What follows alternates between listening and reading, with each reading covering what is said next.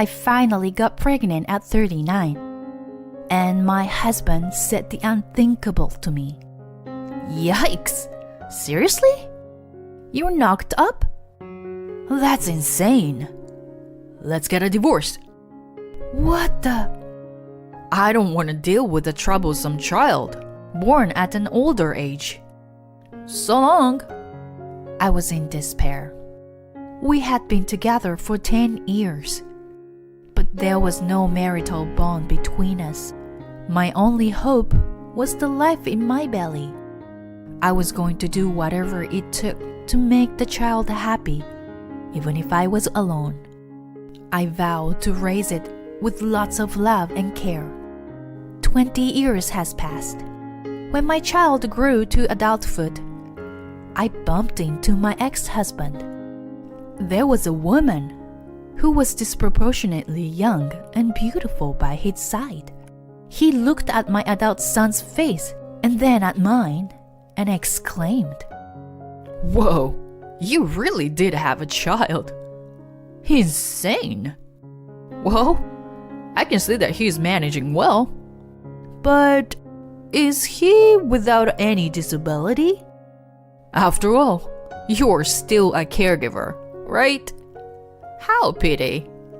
His never-changing abuse remarks came out. My gut boiled.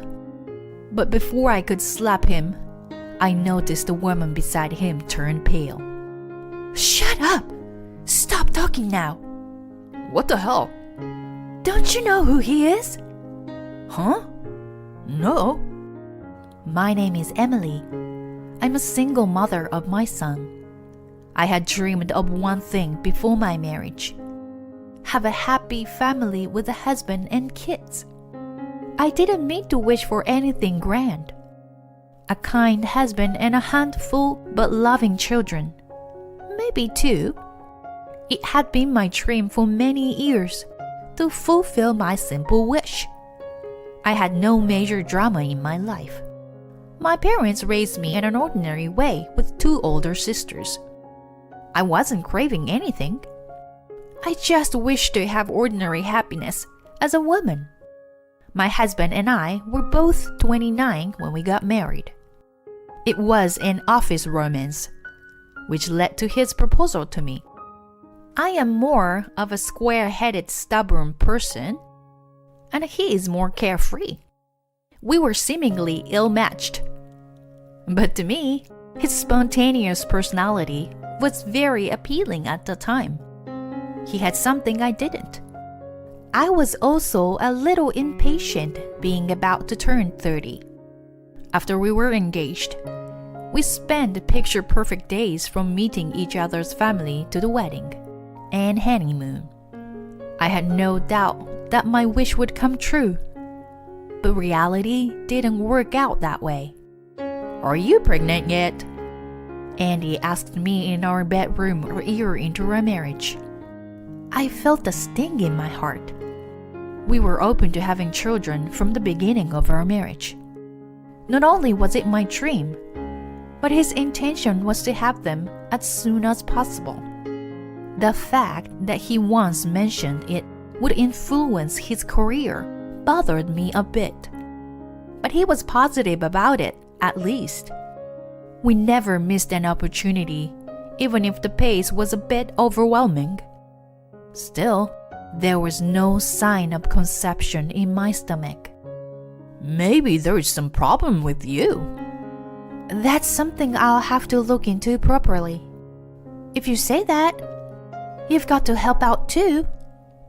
Whether or not we have a baby is both of our responsibility." "Are you saying I got a problem?" "No way. It can't be me." "I'm not saying that." "Isn't it usually an issue on the female side? If you're going to the hospital, make sure you get checked properly.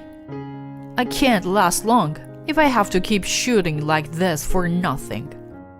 "Don't say it like that." My heart sank at his vulgar remark. We had no idea which one of us had a problem at that point.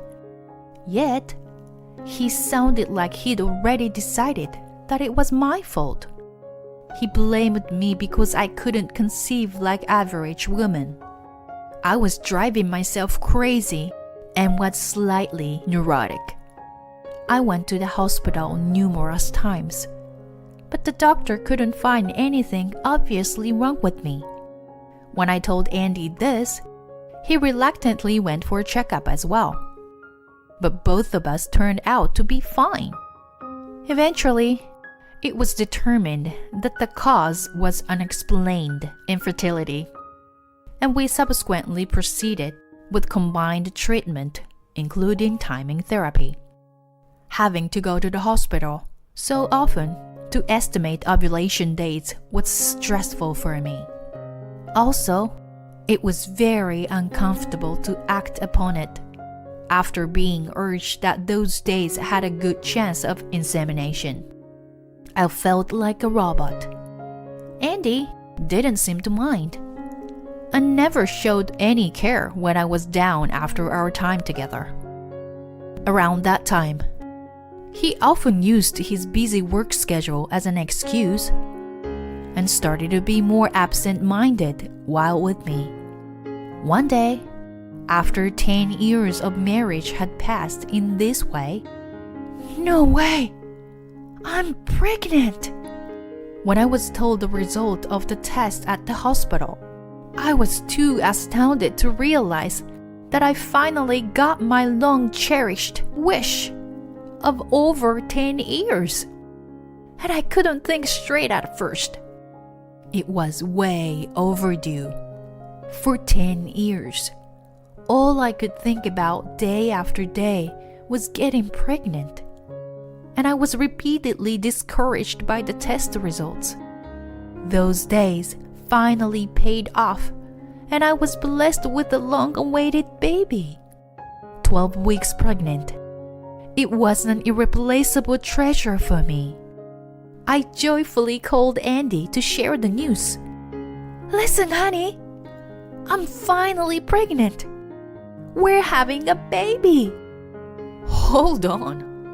I'm in the middle of dealing with some issues at work. Tell me when I get home."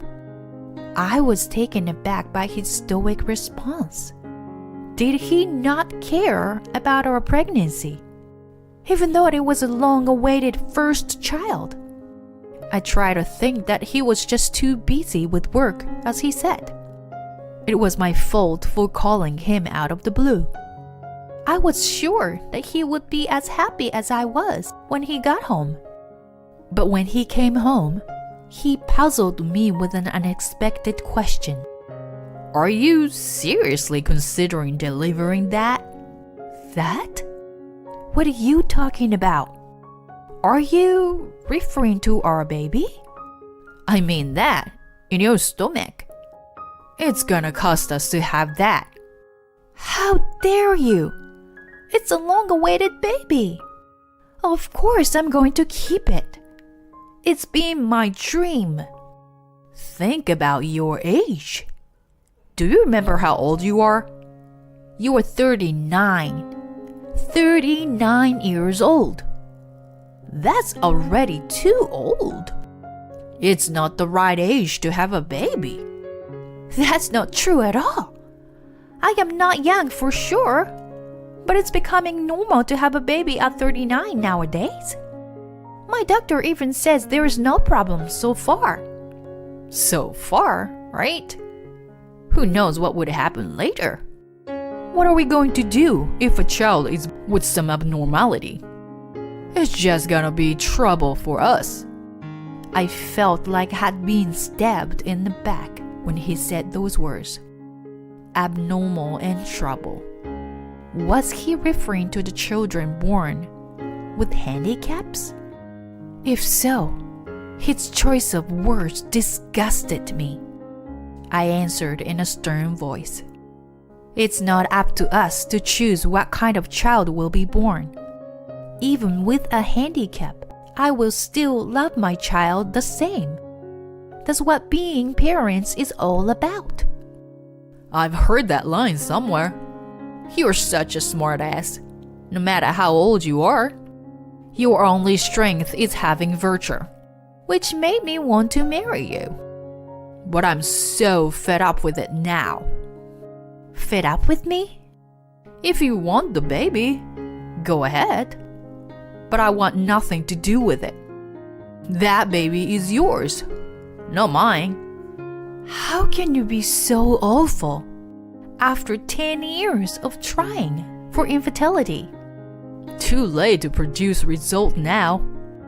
If an abnormal baby comes out, we become the caregiver for the rest of our lives, aren't we? We're supposed to have kids to take care of us in our old age. I was speechless by his idea. He thought the kids were just tools or something. Then I remembered when we were newlyweds. He made comments about having kids that were tied to his career at work. Apparently, in his mind, they were just things to help him in his life. I couldn't hold back my anger. I wanted to slap him. But before I could, he confronted me with something even more painful. If it comes to this, there's only a divorce left. I've been really sick and tired of you. When you couldn't get pregnant, you were depressed. How can you expect me to stay married to an old woman who finally got pregnant? Do you really mean it? I sure do. Let's go see a lawyer now, if you want. But I never agreed to alimony. I suffered for 10 years with your infertility. I should be the one who'll be compensated. You're such a... I was beyond disgusted and speechless. I had no problem getting rid of a husband like him. For the sake of my unborn child, it would have been wise to leave such a father once and for all. A month after I found out about my pregnancy, we filed for divorce. I didn't ask him for a cent as he wished. In exchange, I got him to agree that he would never have any contact with our child. He laughed and eagerly accepted it. But I never wanted my child to know that the father was awful. After our separation, I went back to my parents' house. They, both well over 70 years old, welcomed me back with open arms. Just coming out of a terrible ordeal, their warmth made me cry in front of them. What I went through was dreadful. I wailed, clinging to my parents. But I never forgot to be strong from then on. It was a duty of a mother.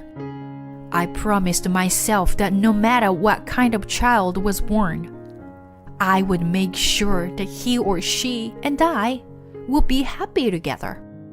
Then, a long time passed, 20 years after the divorce.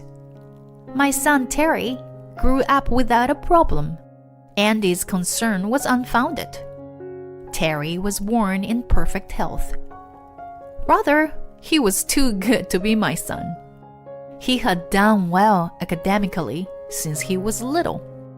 And when it came to athletics, he was as good as anyone in his grade. He was also humble and didn't let those things get to his head. I love that about him most of all. No matter how capable a person was, it didn't matter if his character was crooked. I was so relieved that he wasn't like his father in that regard.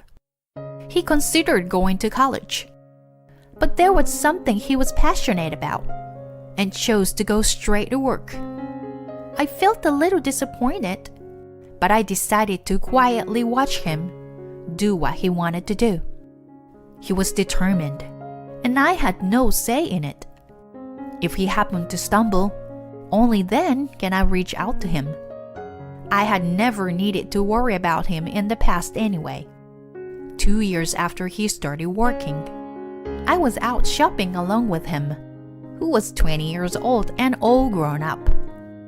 My birthday was coming up soon, and he was going to buy me a present. You've been nothing but caring and supportive to me. I was easily moved to tears by his words.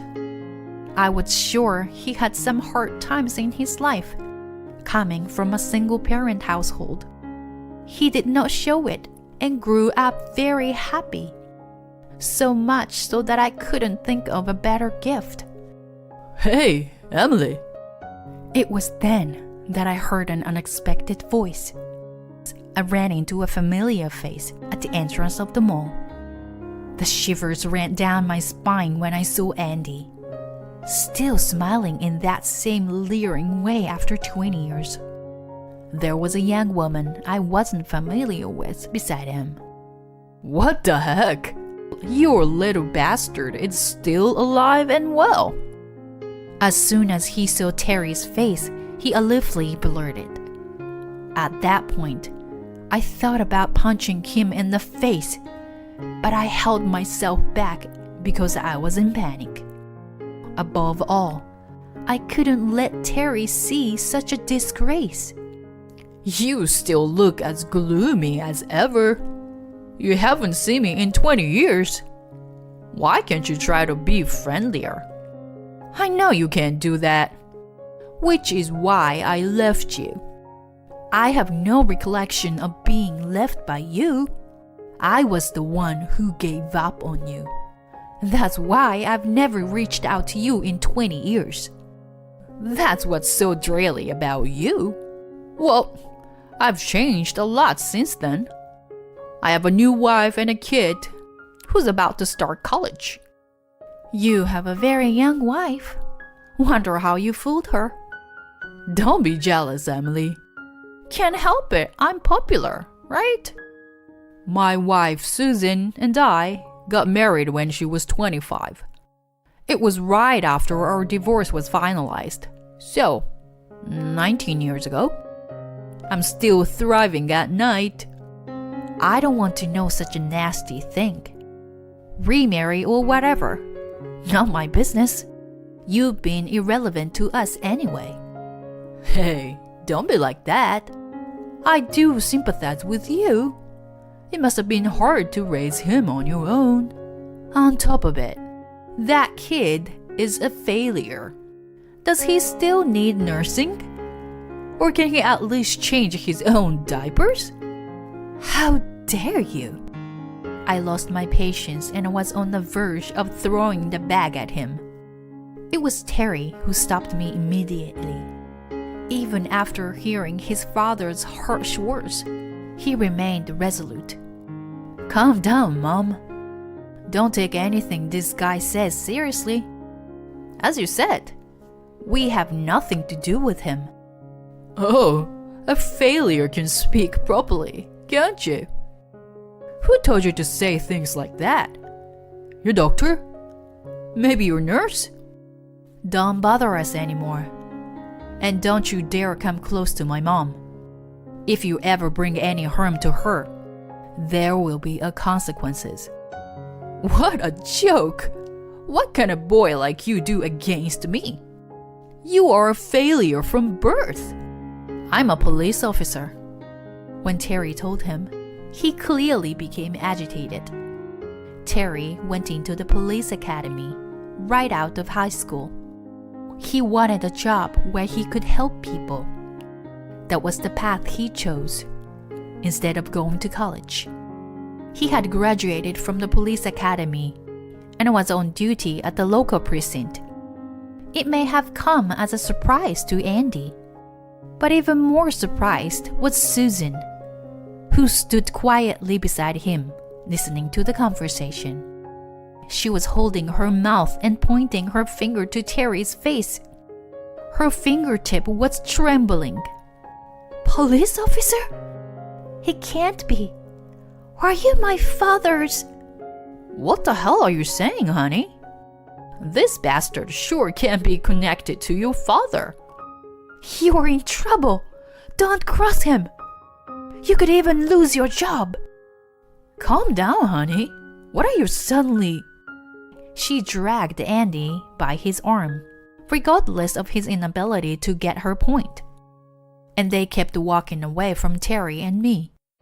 Andy's confused expression until the end made an impression in my head. I too had no idea what just happened. Susan seemed to suddenly run away from us as soon as she recognized Terry's face. What's going on, Terry? Do you know that woman? I don't know. She mentioned her father. Maybe she meant the chief.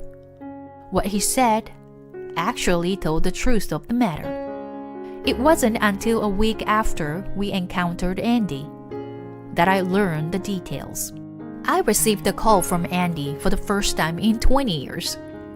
Back then, cell phones were just coming out.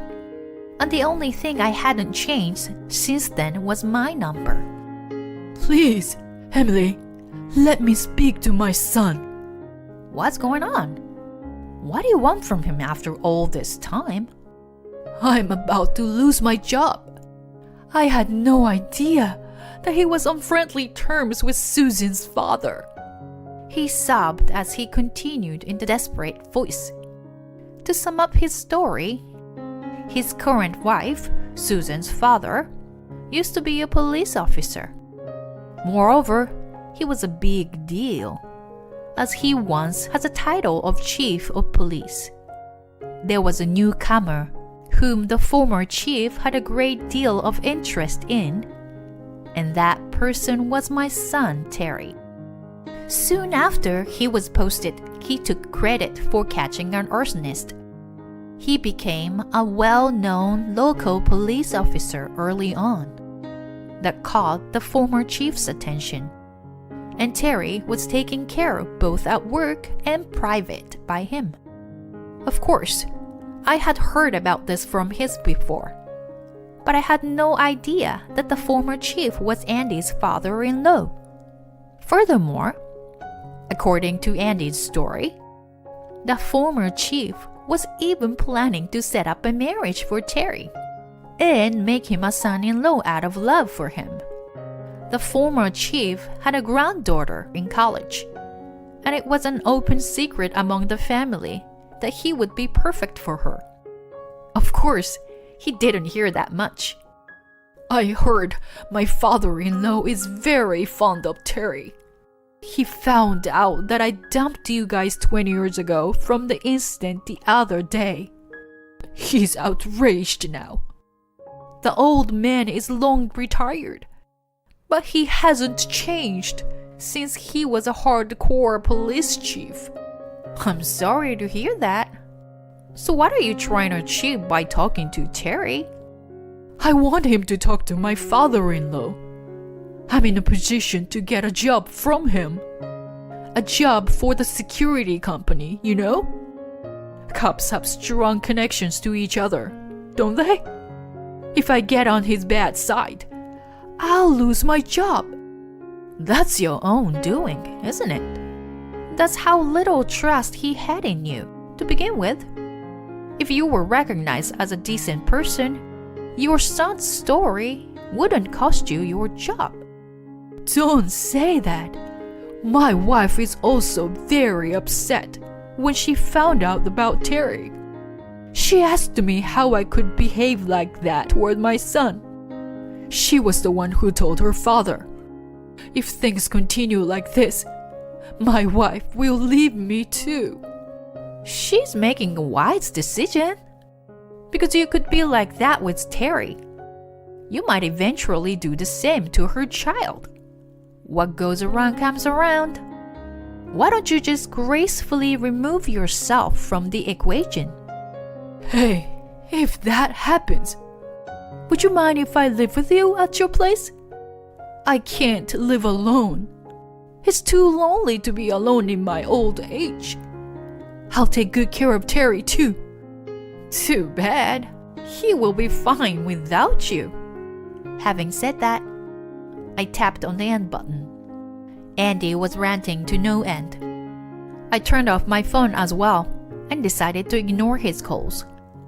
To be honest, he deserved to be in the situation he was in. He had caused Terry and me so much pain in the past. So it was his turn to be punished for it.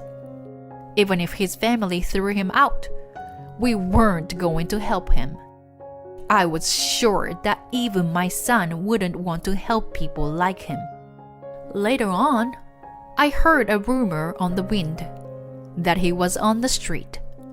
His wife apparently dumped him in no time. There was no doubt that the former chief had his way. He had even talked to Terry about it. Terry didn't tell me the details, but just said that I didn't need to worry about anymore. Nearing 60 years of age, Andy lost his job and family. It's too late to regret that he should have been happy about my pregnancy back then. Terry and I are living our own lives. We already have a little happiness. It's not exactly what I envisioned a long time ago, but I'm content. My proud son continues to do his job to the best of his ability, for people and for society. My husband thinks I'm only a housewife and continues to treat me badly, but the truth is... Huh? An overseas business trip? Don't you dare tell me such a stupid lie. You're just a housewife.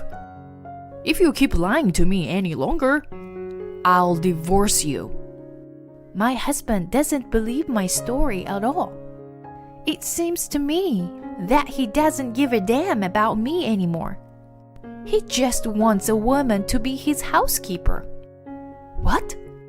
What the hell is this? Some papers are on the table. When I returned home from a business trip, I found a petition for divorce there. If you don't want a divorce, come to my parents' house and get down on your knees. When I saw that message from my husband, I immediately went outside and got into my car. My name is Ariel. I'm a 35 years old jewelry artist. My custom jewelry has been selling well lately. The pieces I've created through meticulous work have spread through social networking sites over the years. Now, my annual sales have reached $400,000. It took me a long time to get to this point. Still, the joy of being able to do what I love, it's something I wouldn't trade for anything. I am on the right track with my work. But in my personal life, I have a big problem. That is my husband, Chris.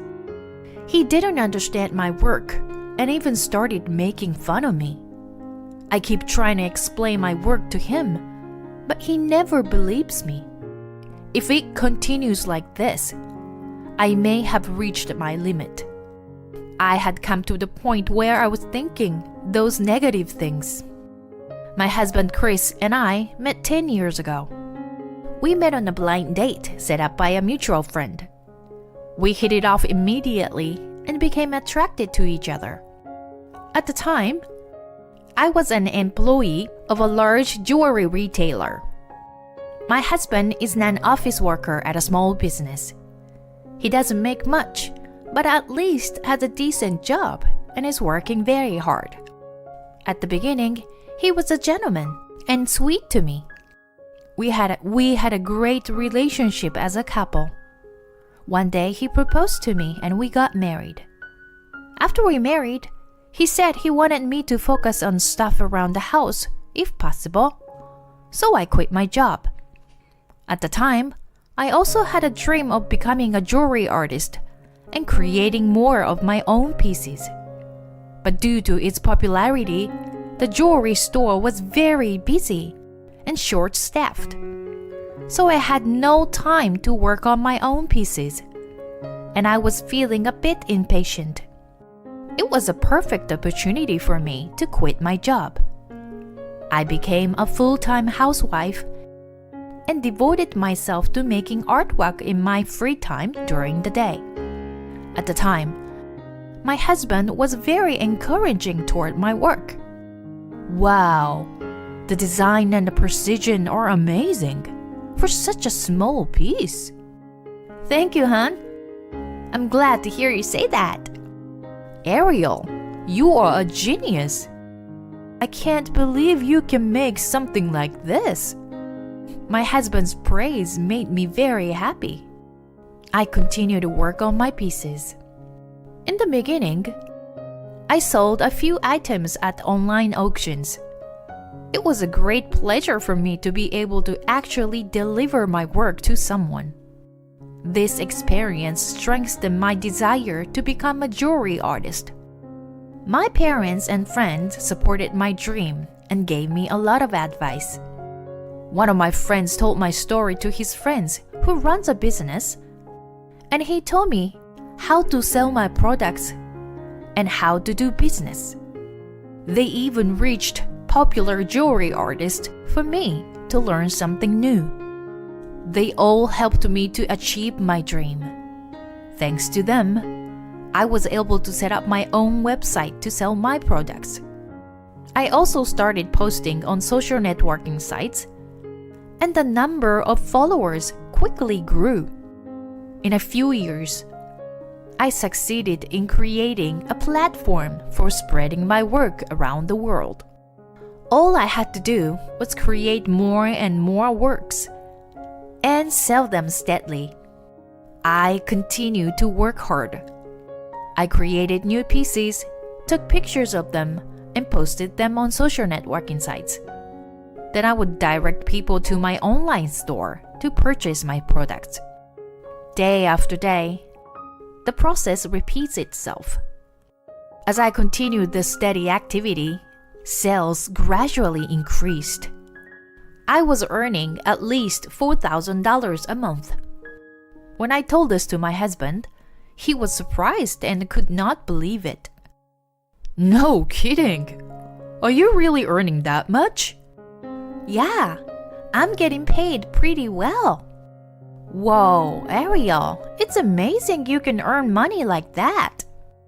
I can't imagine what it's like for me as a normal office worker. I thought it was a cute reaction and laughed a little because he was so surprised. At the time, I thought that I would like to see more of his cute reaction. I continued to create and promote more works. The number of designs now exceeded several hundred. I am also making pieces to order based on the customer's desired design. In any case, I make a piece after receiving an order. So even though I have a lot of designs, I don't have that much extra stock in my room. Therefore, I can secure a place to work, even if it is only in my room. I continued to work in this way, and my sales grew steadily. But one day, my husband started acting differently. He started to give me the cold shoulder. Hey, Ariel, are you still in this hobby? What? I mean, this is my job. What are you talking about? Just because you make a few extra bucks, you call it a job? What? You don't have to say it like that. I take pride in each and every piece I make. Nobody cares about the pride of a housewife like you. Why are you coming at me like that? You stay in your room day in, day out. You're kinda creepy, you know? What? How can you? Besides, I take care of the house properly. I make your lunch every day, clean the house, and prepare dinner, don't I? Of course. You are a stay-at-home housewife. That's what you're supposed to do. No, I'm a stay-at-home businesswoman. Huh? What the heck is that? But at the end of the day, it's just a way for a housewife to kill the time. It's better to take a class or something. That's how my husband dissed my work. While he goes out and works hard at the office, his wife is at home happily creating artwork. My husband felt that this situation was unfair and didn't like it. After that, he started to complain to me about everything. You have time to make such things. You should be more particular about your cooking. Who in the world is going to buy those things? What's the fun of continuing this old-fashioned hobby? I mean, you don't have any talent, do you? My husband repeated insincere words continued to stress me out. So I started to keep in my room locked up while I worked on weekends. My husband didn't like that, so he started going out on weekends. We had been married for about 7 years. We've been living like this for a long time now. I was hoping that we could be good partners again like we used to be. But he is behaving so badly that I am forced to defend myself. Then, a job offer came my way. It was from a friend of mine who lives overseas. The president of the jewelry company she works for was very pleased with my work. She wanted me to create some new pieces for her company and sell them exclusively to her top customers. Since it was a corporate commission, the reward was quite large. I knew I had to take this on, so I immediately responded with my acceptance.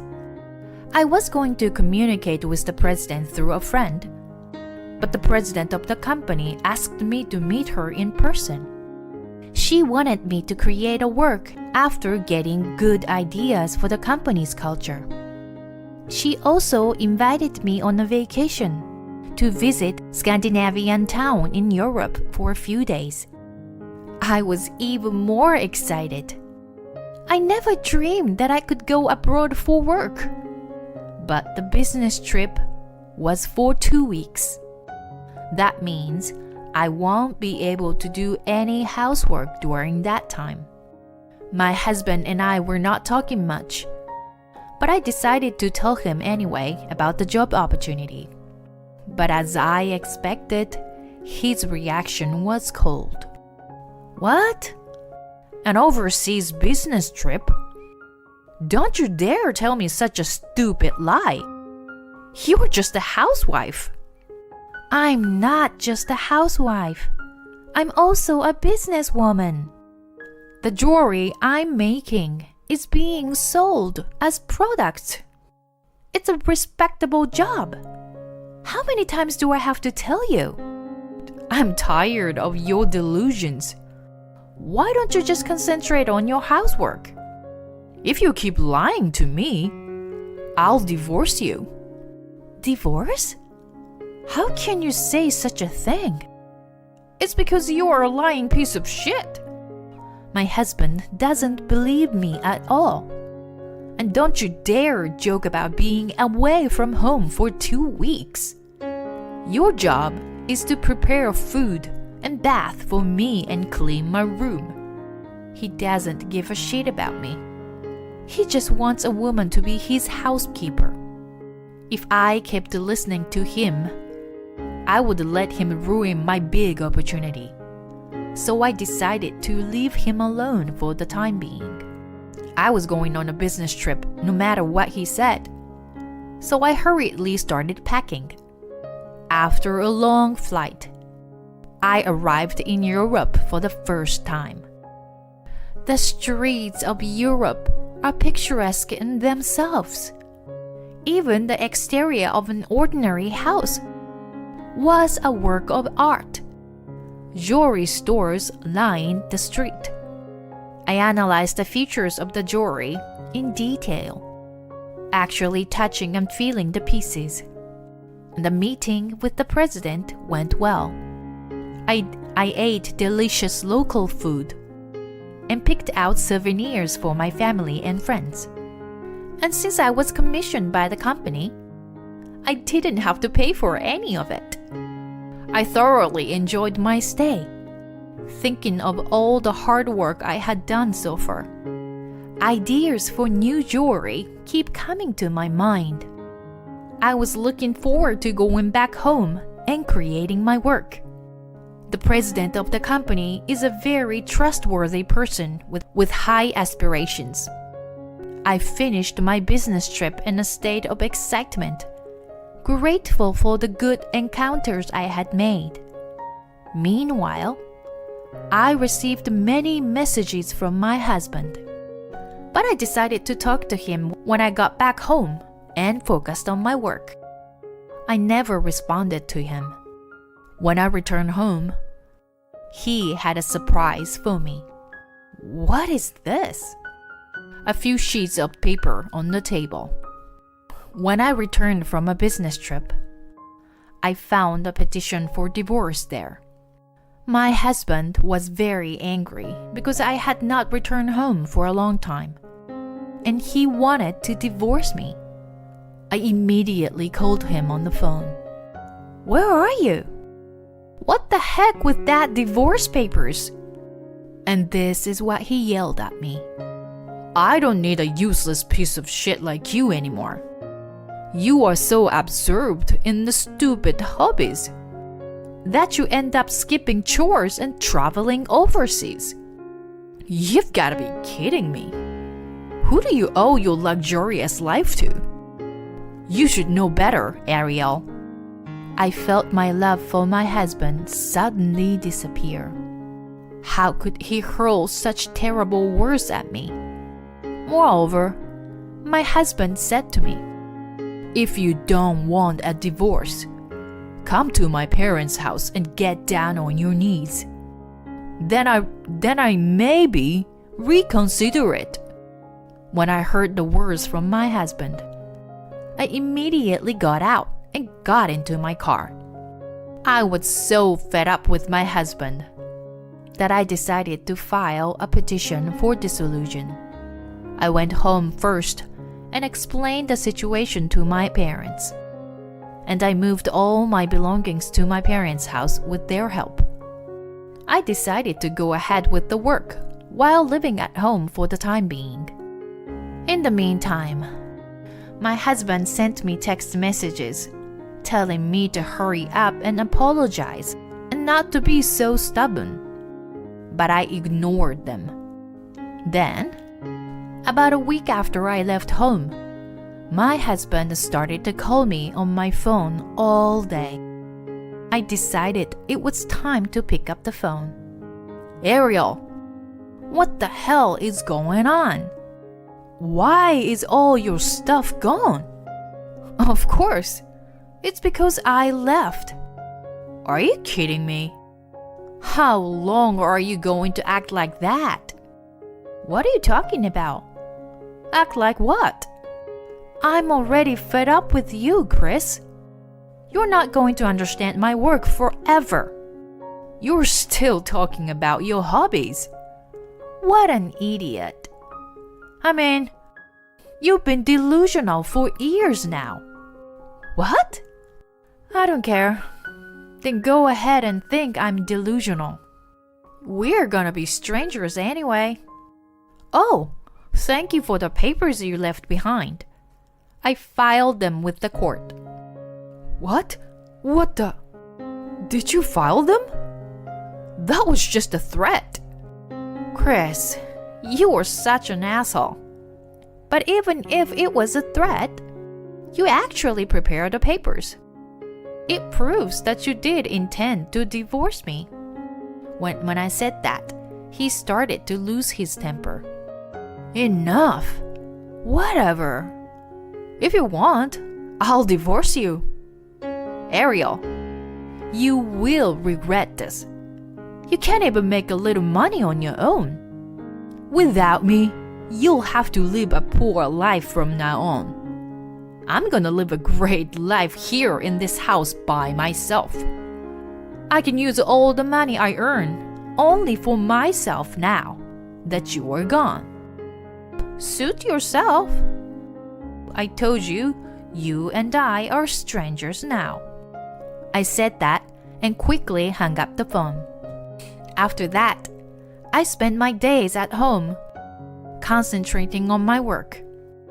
Thankfully, my mother mostly did the housework, so I can work even more than before. I never run out of good ideas because I don't have to be bothered by anyone. Then my husband called me again. What the hell do you want this time, Chris? Why is the rent so high? What are you talking about? You said you wanted to live there. But how did you manage with this kind of rent? Now you realized? I was already making more money than you.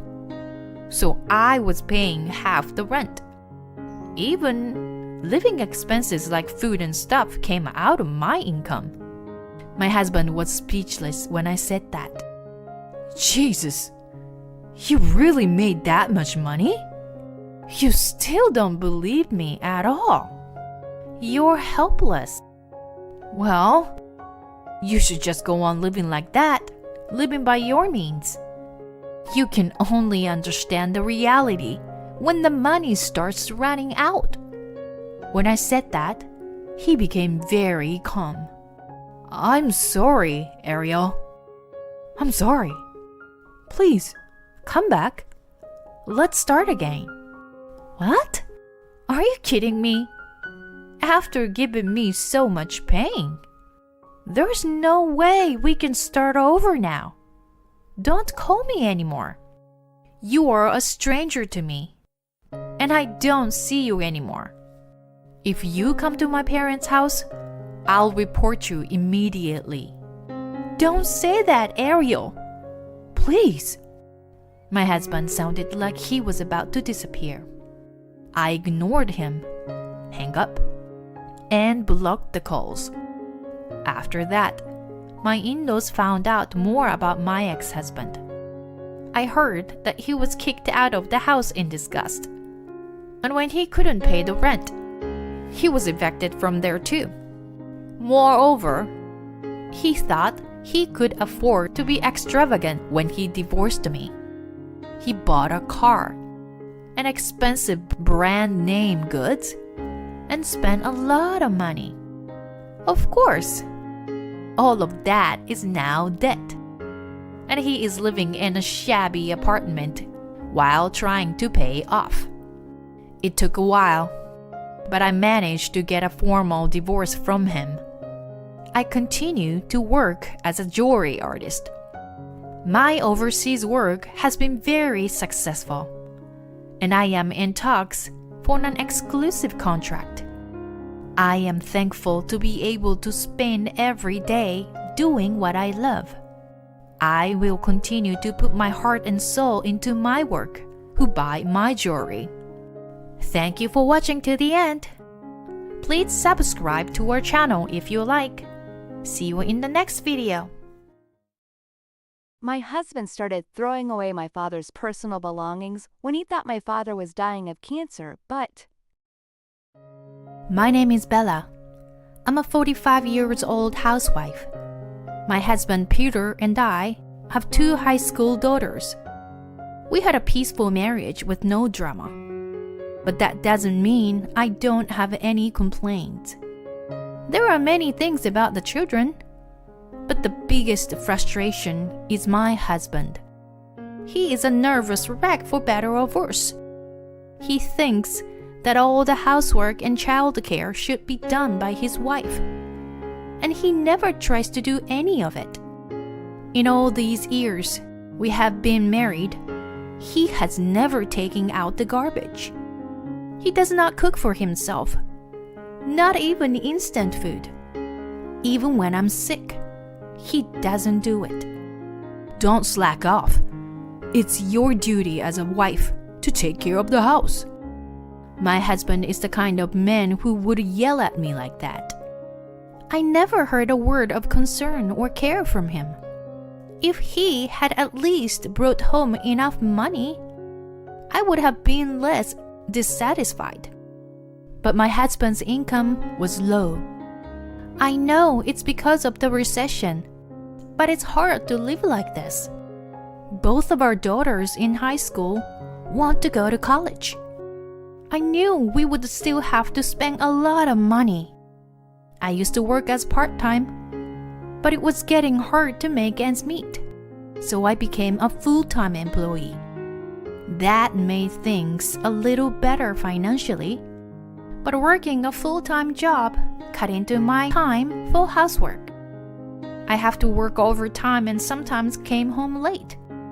My daughters are independent, so they willingly do what they can do on their own. The problem is my husband. He hates it more than anything when someone messes up his schedule. Hey, it's almost 7 p.m. Why dinner isn't ready yet?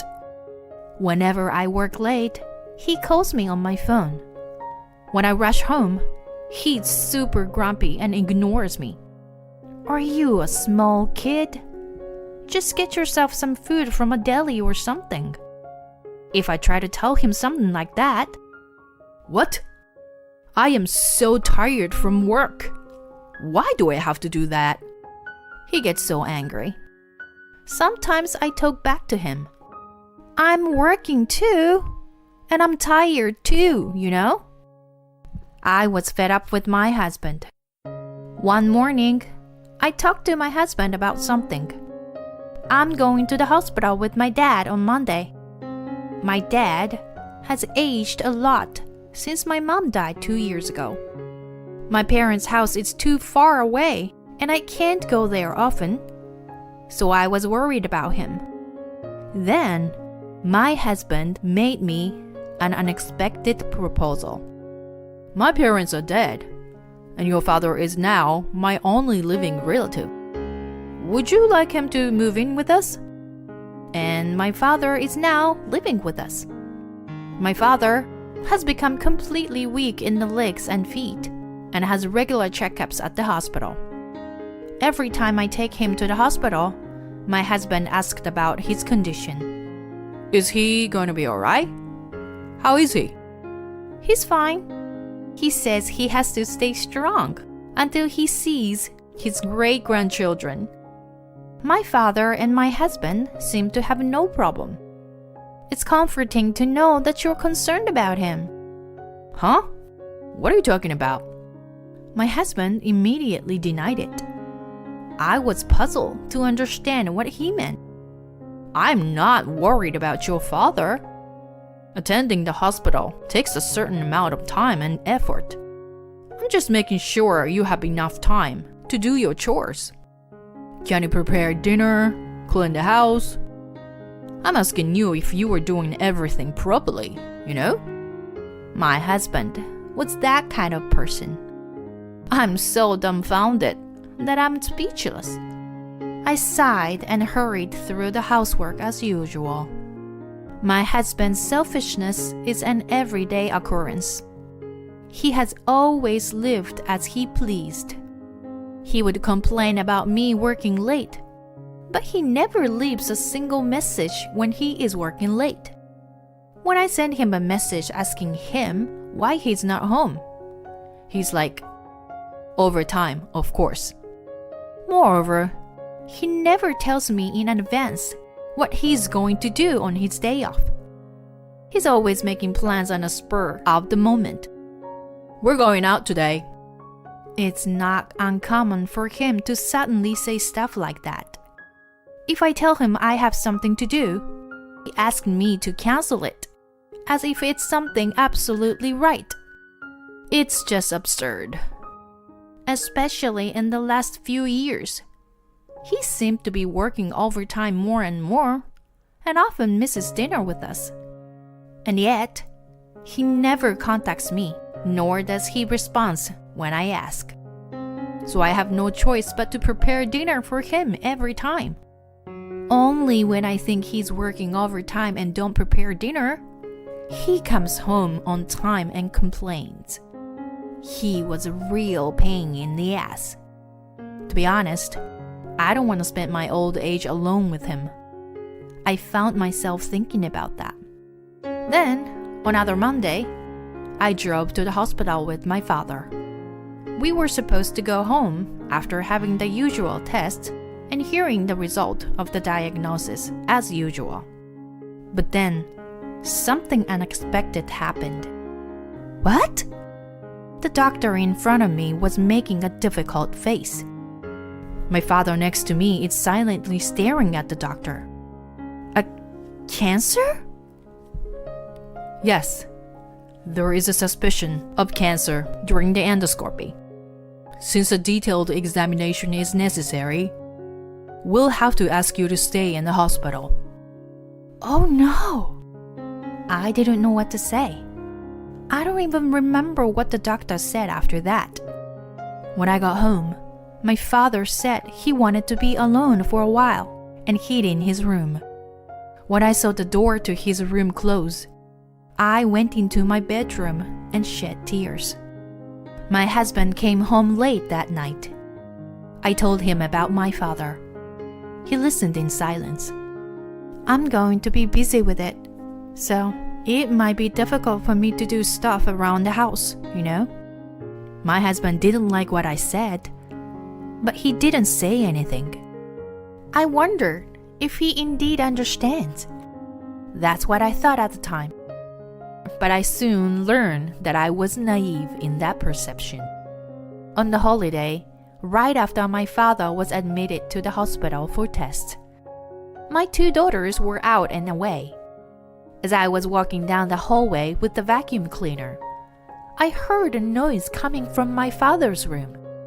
Could it be a thief? I thought so and grabbed the hard pipe of the vacuum cleaner as a weapon. I fearfully looked into my father's room. I fell on the ground when I saw who it was. It was my husband. Peter, what are you doing? I asked my husband in a loud voice. What am I doing? I'm throwing away stuff. What? You don't need your father's stuff anymore. Oh my gosh, Peter. My husband is taking it upon himself to throw away my father's personal belongings. Clothes packed in big bags, his favorite books tied up with strings. Even his photo albums are in the trash. What the hell? Stop it!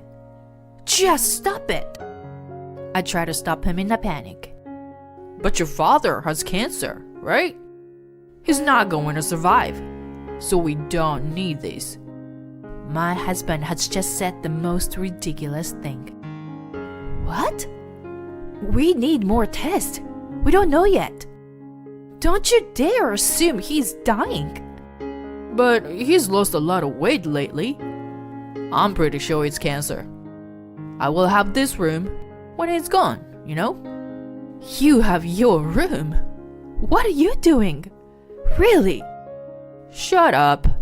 I can do whatever I want. My anger reached its peak with my husband's terrible words. He is a selfish man by nature. But I thought his relationship with my father wasn't so bad. I was even grateful to him for allowing me to live with my father. But this is just too wrong, too much to take in. I was against moving in with him in the first place. You'd be neglecting the housework. But you're the one who suggested having him moving in with us. Well, I'm not getting anything in return for it. What did you say?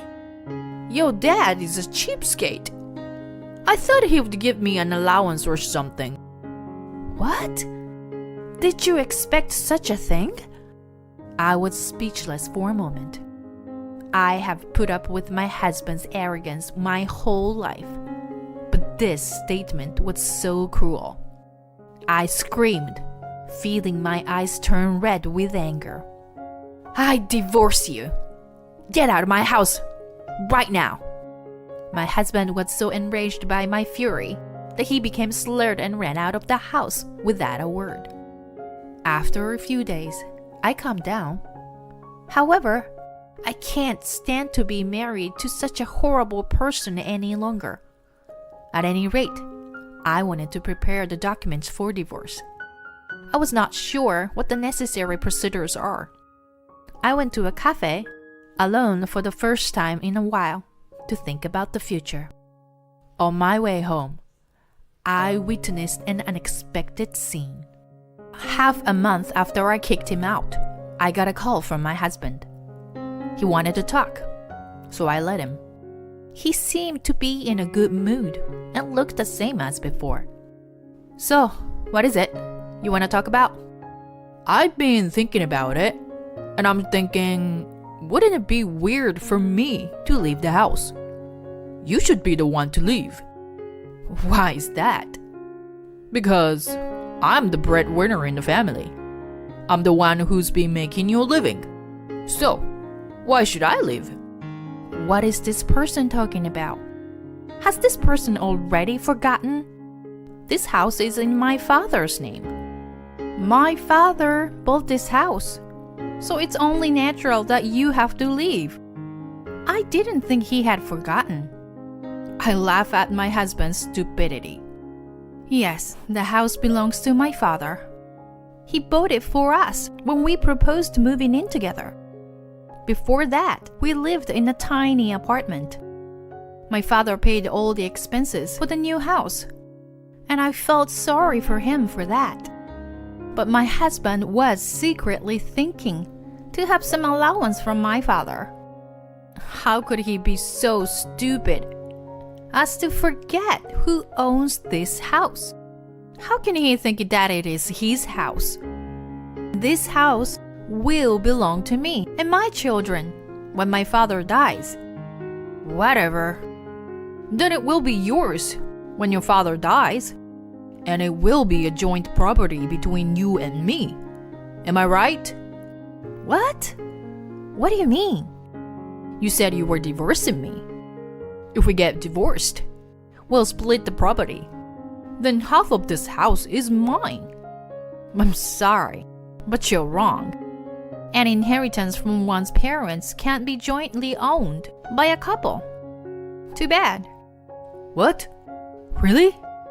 Well, there are exceptions, depending on the circumstances. But this house is still my father's. I mean, your father will be gone soon, and this house will be yours. Please, don't decide on your own that someone's father will be gone soon. Before my father is gone, you and I will be divorced. Then I won't divorce you. What an idiot he is. Do you think I'm going to say I'm not getting a divorce? And let me say one more time. My father is still alive. He has cancer. He doesn't have that long. When my husband said that, someone came in. Too bad. I have a long life ahead of me, son. My father appeared and said with a smile on his face. His legs were weak, but he appeared strangely energetic and high-spirited. What? Why are you here? My husband was in a panic. I guess he didn't think my father would be home when he was supposed to be in the hospital. Of course I'm here. This is my house. And the tests are done, you know. What do you mean? I quietly told my husband, who looked at me in a panic. My father didn't have cancer. Huh? The results of a thorough examination beneath a benign polyp that was easily removed.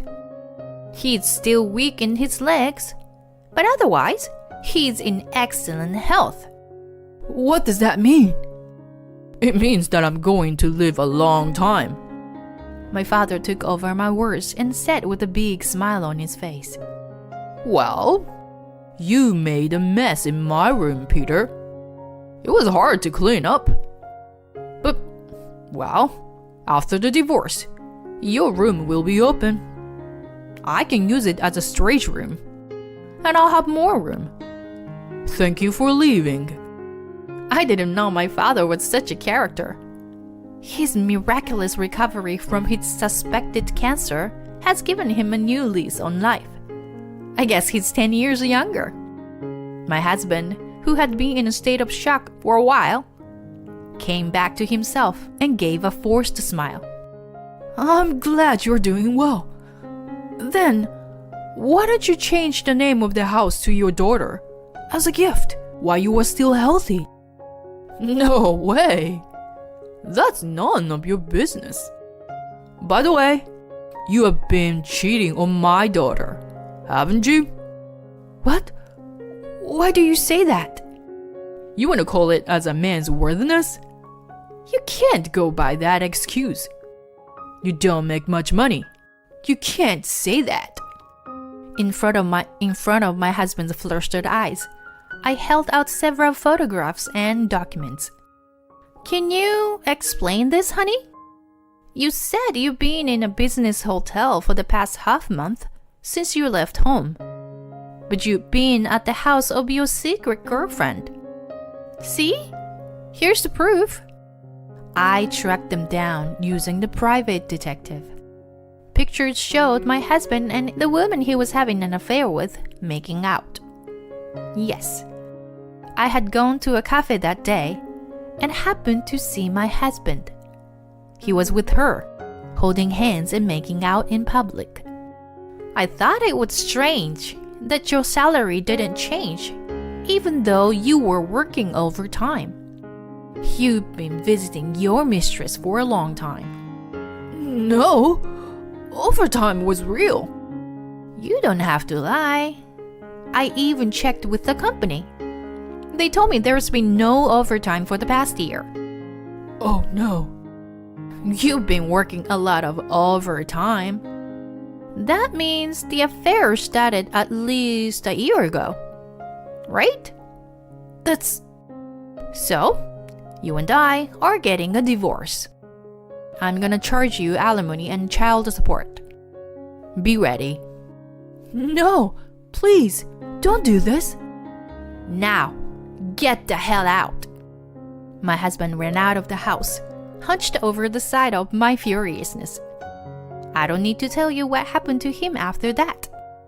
I filed for alimony against him and the woman he cheated on me with, plus child support for him. I need to make sure he pays for the children's future. He moved in with the woman he was having an affair with. They were left penniless after paying the alimony. They moved into a small old apartment and are forced to live in poverty. Even so, they were rubbing shoulders at first, but their relationship didn't last more than a month. How do I know? Because my ex-husband called me. Listen, she doesn't do any chores at all. She gets up at random times in the morning and night, goes to bed, and never takes care of me. We always have to eat delivery or TV dinner. She doesn't clean the house, so there is dust everywhere.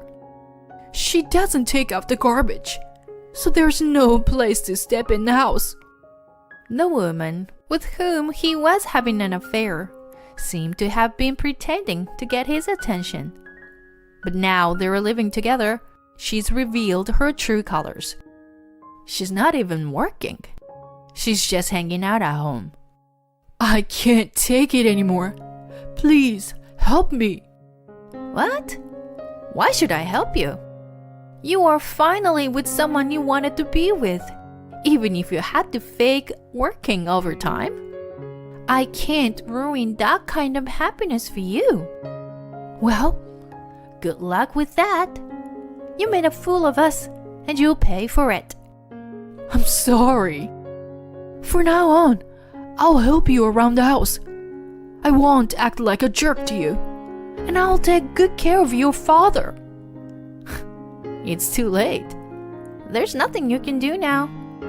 Oh no, wait, please. Goodbye, Peter. I hung up. Listening to a stupid man's stupid story makes my ears itch. Then, apparently, my ex-husband lived his life with her and ran away. Their relationship was only good while it was a secret affair. I heard that my ex-husband had to quit his job because the truth had spread throughout the company, and people around are looking at him like he was a total jerk. He deserves it. Now that he's gone, my family is at peace. My daughters are enjoying life as usual. Their father was hardly ever home. And even when he was so selfish that they have no feelings for him at all. They even laugh and say they are glad he's gone.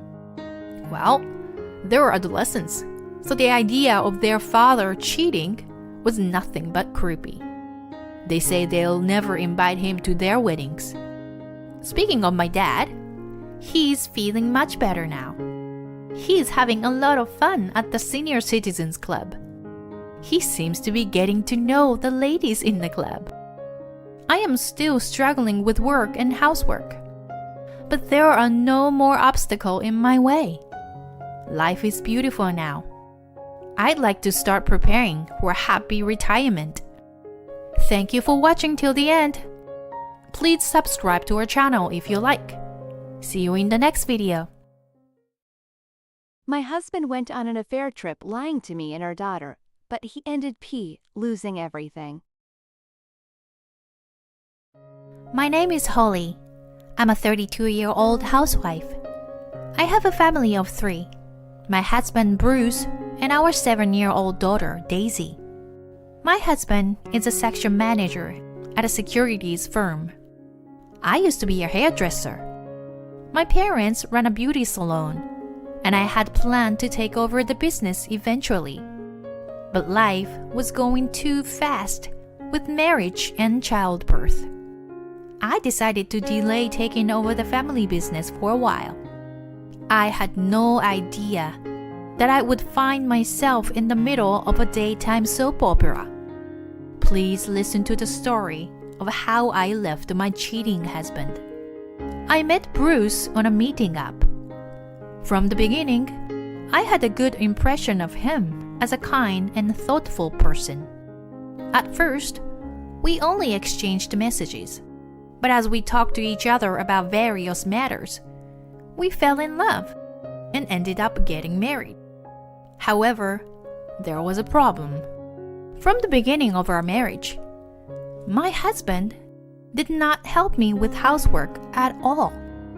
I had hoped that this would change at some point, but there was no change at all. Still, as luck would have it, I soon became pregnant and had our baby girl, Daisy. Sure enough, my husband did not participate in raising our child. If I asked him to do anything, he would suddenly flip a switch and act like a jerk. I work hard to support the family. You were supposed to do everything around the house. Even if I ask him to do something very small, he can still destroy things if he is in a bad mood. In the end, I realized that it was impossible to ask for help, so I always did my best on my own. Furthermore, my husband's work suddenly became very busy when Daisy was getting to daycare. He was on more business trips and away from home even on weekends. Whenever he came home, he would often say, "I'm tired," and go straight to the bedroom. Even so, I thought I was taking care of everything at home for my busy husband. A day before my daughter's 5th birthday, I told my husband about the plan. "Bruce, tomorrow is Daisy's birthday, so let's all go out for dinner." Yeah, okay. My husband said yes, but he was somewhat preoccupied. Still, it's Daisy's birthday, so I guess it's all right. I made a reservation at a fancy restaurant in the neighborhood. I was a little concerned about whether it would be okay to use it to celebrate a kid's birthday, but they said yes. My daughter and I waited for my husband at the reserved time. The appointed time passed, and no matter how many minutes we waited, he did not show up. He might have been in an accident, so I called him. "Hello? Where are you?" My husband answered in a slightly angry voice. What? I am in the middle of an important meeting. I was a little surprised and complained to him in a grumpy voice. "I told you yesterday that today is Daisy's birthday." Then my husband suddenly became angry and said, "My current project is more important than Daisy's birthday." What the hell is wrong with you? Don't you understand the importance of my work? With that, my husband hung up the phone. "Daisy, I'm sorry. Daddy's very busy. I'm so sorry." I apologized to my daughter, and she cheerfully replied, "It's okay. It can be helped with work, can't it?" After that, we had dinner together, acting cheerful so as not to make my daughter feel uneasy. After that year, my husband never had dinner with my daughter on her birthday. Something was bugging me. Then, the decisive event happened. My husband stopped spending Christmas with us because of his work. Daisy had just started the first grade, and Christmas was a special event for anyone. My daughter and I both believed that this time, my husband would make it up to us. Long before Christmas, my daughter had asked him directly, "Daddy, please come home early on Christmas Day. Promise?" My husband was not in the mood, but replied, Yeah, I'll promise. I had a bad feeling about this. Still, I told myself that this time it would be all right.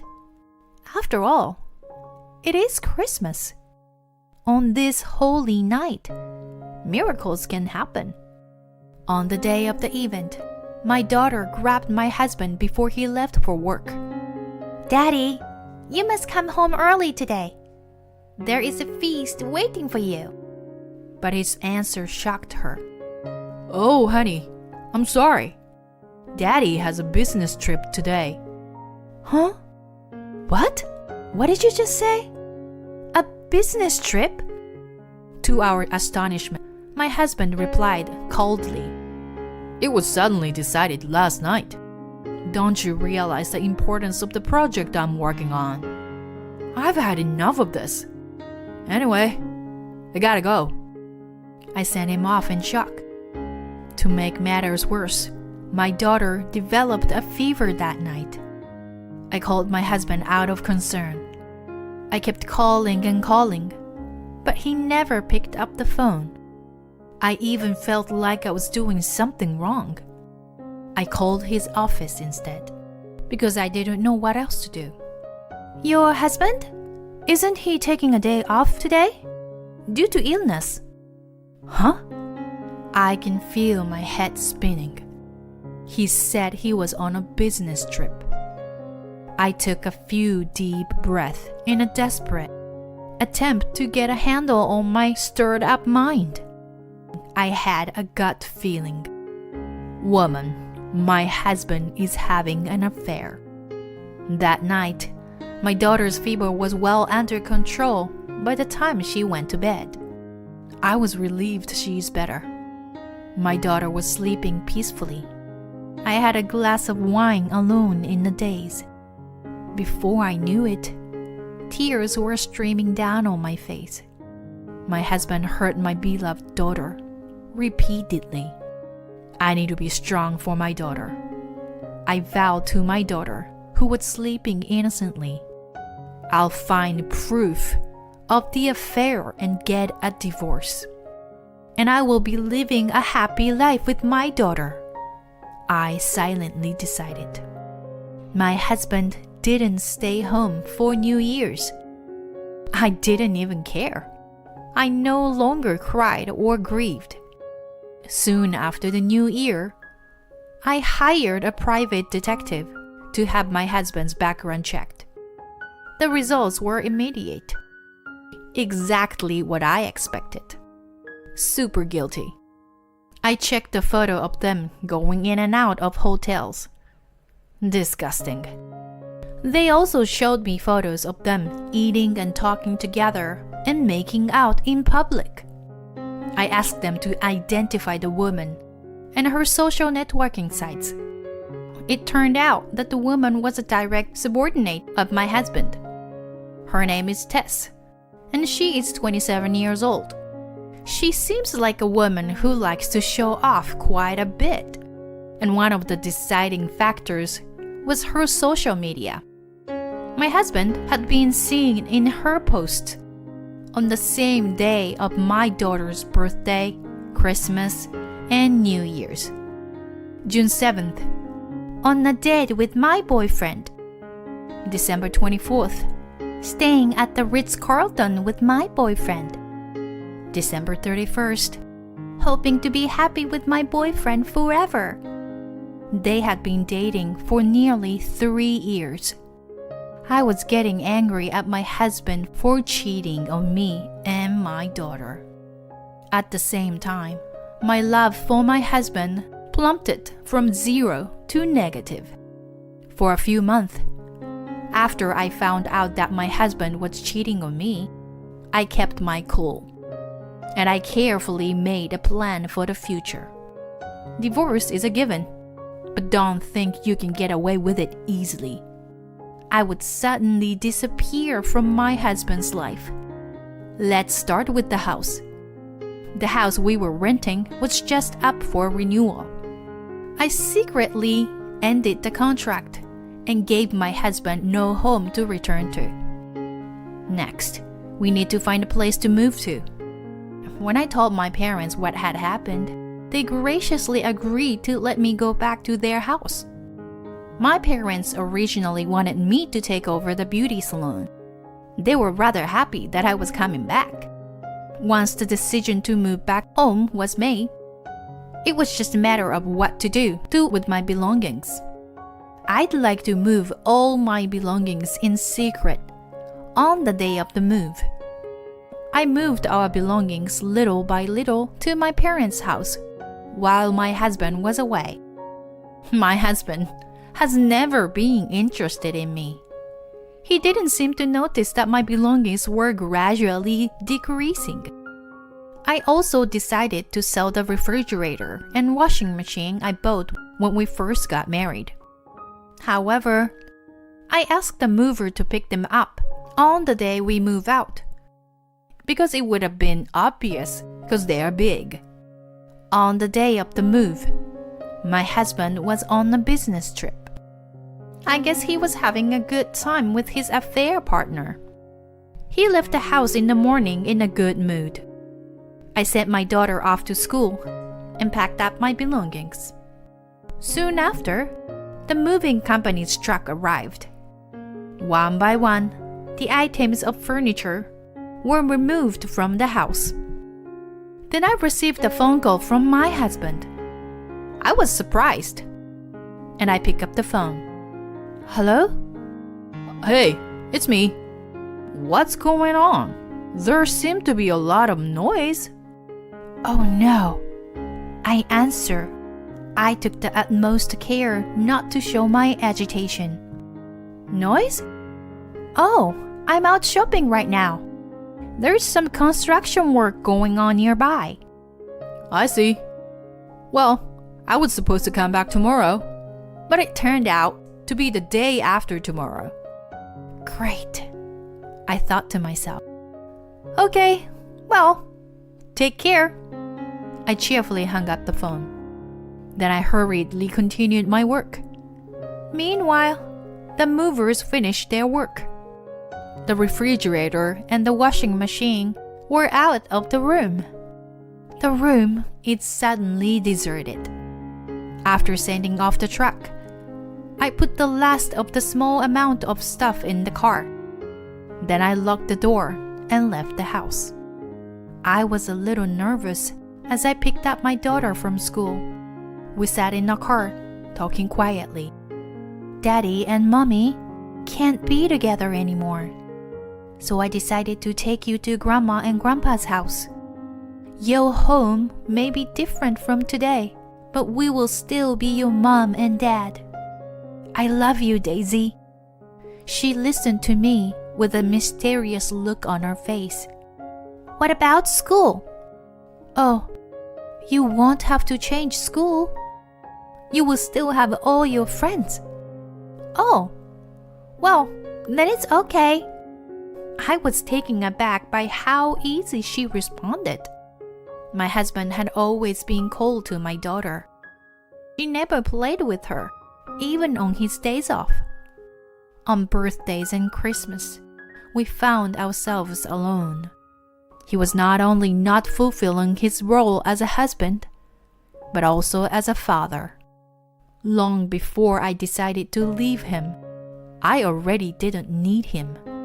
2 nights later, my husband called me. What the hell?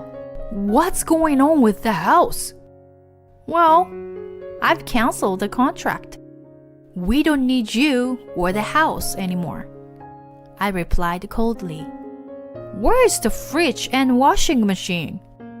My husband was super upset. I sold them all. What? What the heck, Holly? My husband was getting even angrier. I told him in a matter-of-fact manner. Anyway, I'll be waiting for you in the conference room tomorrow. What do you mean? I've spoken to your boss about all of this. He said he will be happy to talk to you and your affair partner.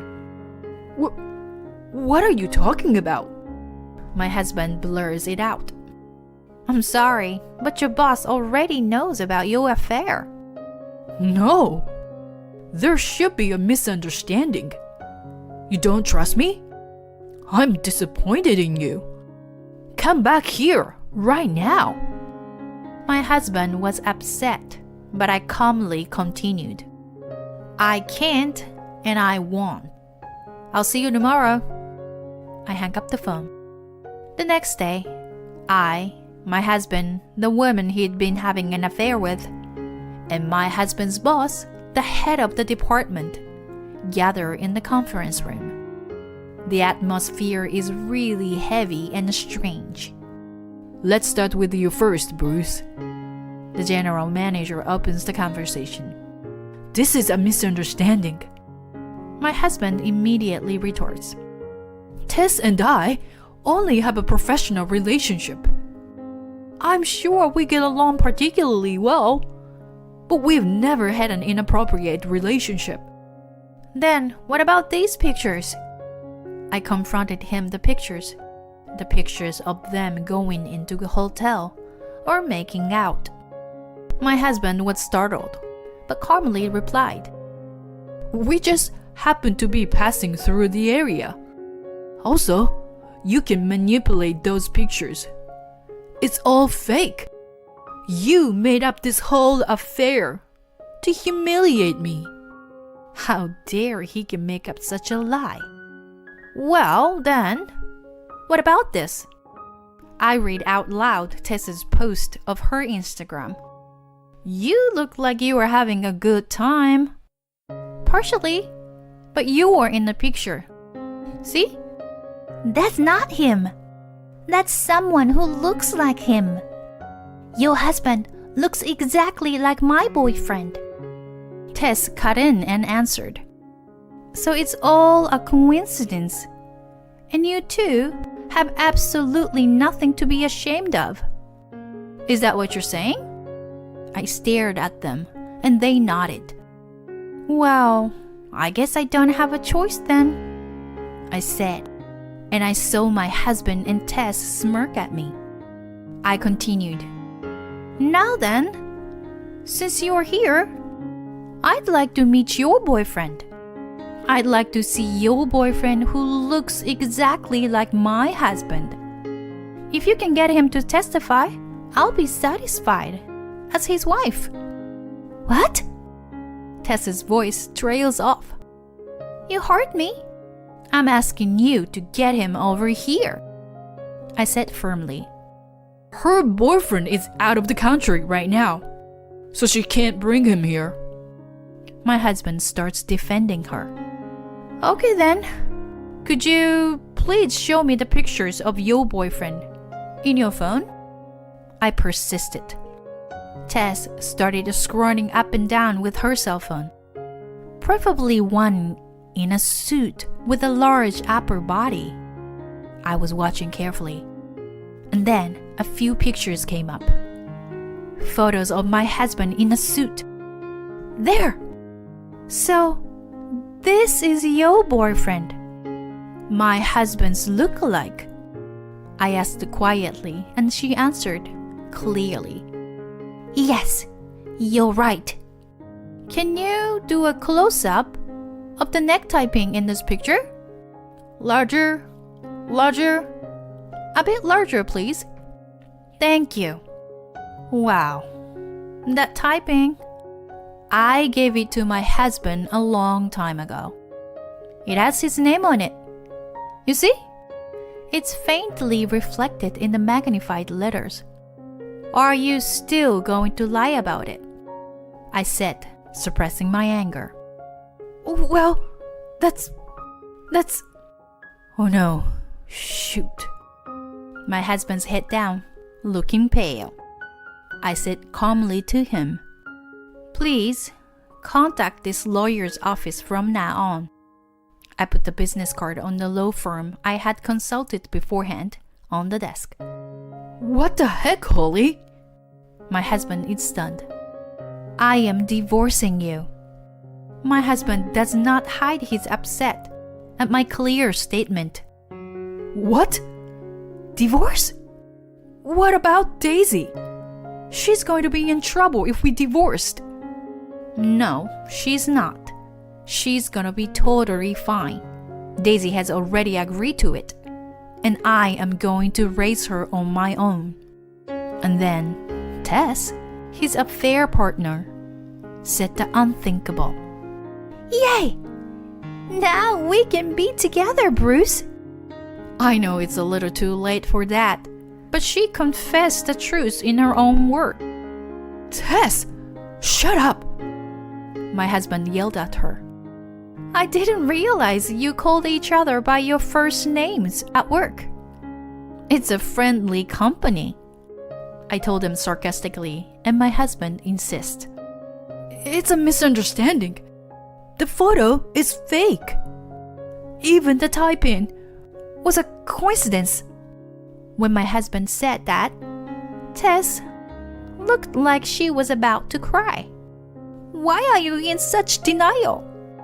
You said you would marry me after you left your wife. What? No, I didn't say that. I interrupted him. No? You didn't say that? Explain it. Don't interrupt me.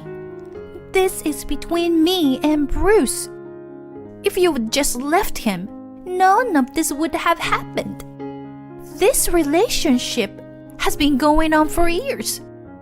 You should have known that, you insensitive bitch. I was offended by the words she threw at me. You are a bitch.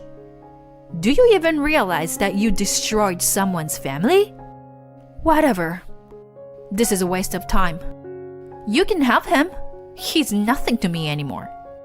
The manager finally puts a stop to it. Cut it off. Bruce, your wife is the victim here. You've betrayed her many times. You're responsible. The same goes for you, Tess. I will report this to the CEO. He told them in a firm tone. Bruce, we can be together now, can we? Tess is still saying that. Jesus, Tess! Stop it! We may be losing our job here. We have a strict compliance policy. If they find out, it's the end of my career. My husband was screaming in panic, and his stupid lover has no idea of what was going to come. The two of them kept yelling at each other. The manager and I left the conference room. We were both disgusted. Go ahead and squabble all you want.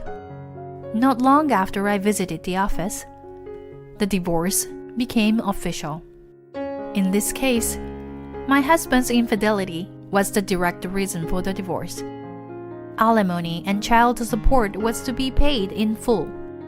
Of course, I was able to get alimony from the cheating partner as well. My husband was removed from his position and resigned because he could no longer work for the company. Tess, the cheating partner, resigned as well. Later, Tess's parents heard about the affair and were furious. Soon after, they decided to break up. Both my husband and Tess are currently looking for a job. I, on the other hand, took over my parents' hair salon. It's a thriving business because of the buzz around the newest management using social networking site. In addition to my parents' old customers, the number of younger customers has increased. My parents love having their granddaughter around.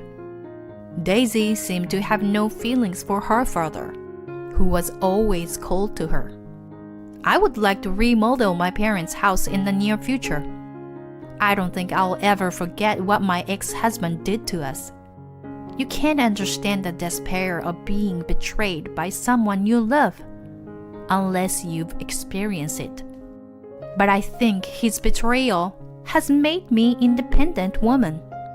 I will work hard for my daughter. We have each other. That's all we need. From now on, birthdays and Christmas should be fun for the whole family. Thank you for watching till the end. Please subscribe to our channel if you like. See you in the next video.